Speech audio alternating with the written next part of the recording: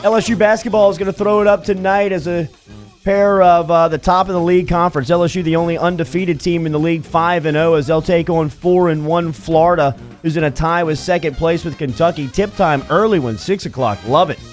Over at the PMAC, 5:30 pregame for you. Here is Coach Will Wade talking Monday morning on Marlon Taylor's performance on Saturday night. Well, I thought Marlon played like he's capable of playing. I think he was a lot more locked in. He was a lot more focused.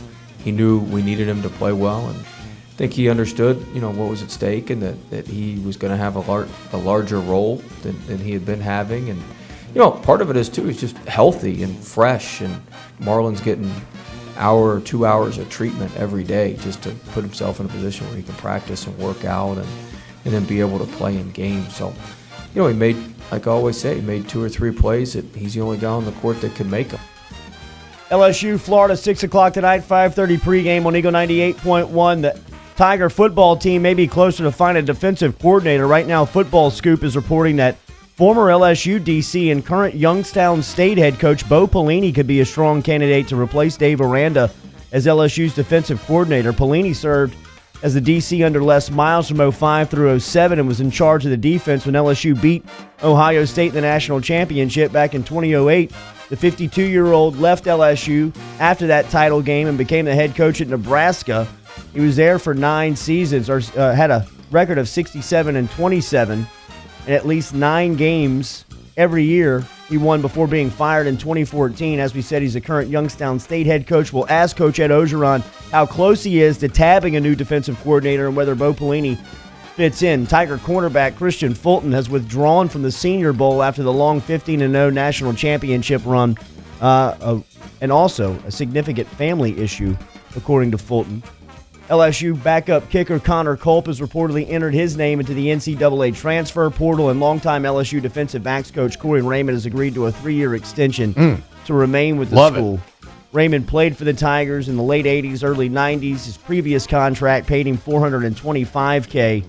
Got a bump to $600,000 after the new extension. Dave Aranda was introduced as Baylor's head coach yesterday. He had some positive reviews on his time with Ed Ogeron. I've got such great respect and love for Coach O. When I called Coach O and told him that I was taking the Baylor job, he was so happy for me.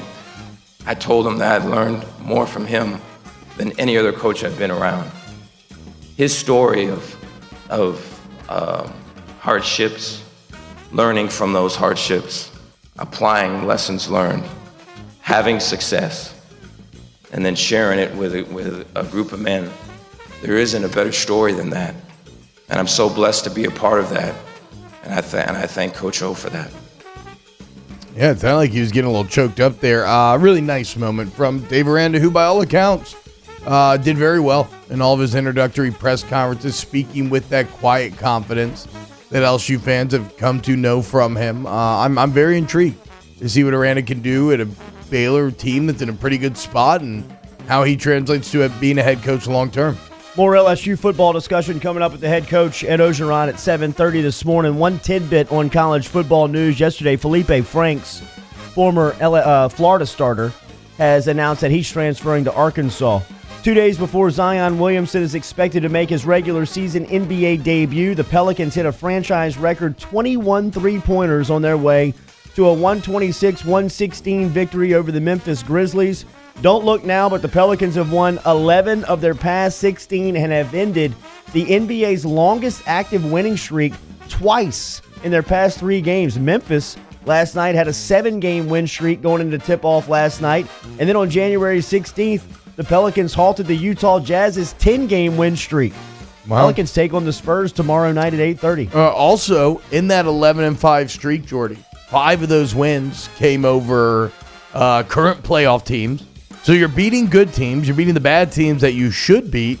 You got Zion returning. Oh, also in that streak, Drew Holiday missing 7 of those games. Oh. Derek Favors out last night. Big one last night. So they've been dealing with injuries throughout. Yeah, man. We'll talk about it coming up next segment, but I'm ready to dive into basketball. I think today we maybe start to dip our toes, but you got the huge LSU game coming up tonight. Zion returning tomorrow with the Pelicans' schedule lining up with a team that's just playing way better. Yeah, man, things things are feeling really good on the hardwood right now. Holiday last night had 36, including 7 of 10 from behind the arc. We told you Zion makes his debut tomorrow night in the Smoothie King Center versus the Spurs. Here's Alvin Gentry talking about getting the number 1 pick back. Well, number one, it's going to be a circus. I mean, everybody knows that, but what we have to do is that we have to focus on the task at hand, and that's playing a really good San Antonio team, and I wouldn't count them out of anything. So, but it's going to be good to get him out there. I think the big thing for us is that we just need to get him out there so all of this goes away, and then we can just start trying to figure out rotations and how we're going to play and the things we're going to do. We've gone back already and looked at a bunch of the stuff from preseason, and so we'll just try to integrate him right into what we're doing.